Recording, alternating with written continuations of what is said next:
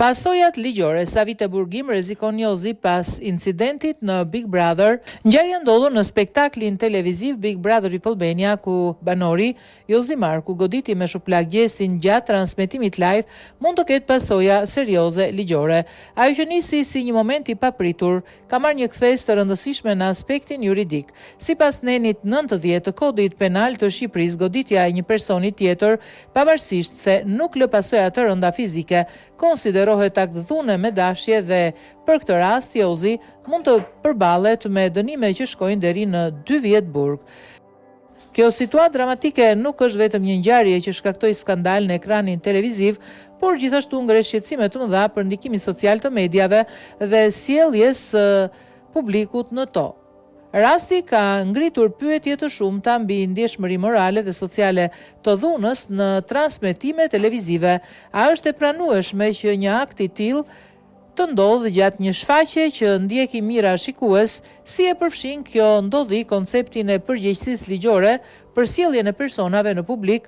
Më shumë se sa një incident personal, ky rast u bë viral në rrjetet sociale, duke shkaktuar reagime të shumta dhe debate të ashpra mbi sjelljen e individëve në situata të stresuara dhe përgjegjësinë e televizionit për të siguruar një ambient të sigurt për pjesëmarrësit e saj.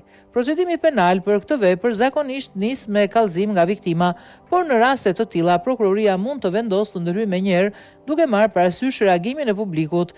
Një tjetër aspekt i rëndësishëm është fakti që në rast se do të provohet përmes raportit mjekësor se viktima gjesti ka psuar dëmtime fizike, rasti mund të klasifikohet më rënd dhe të klasifikohet sipas neneve 88 ose 89 të kodit penal.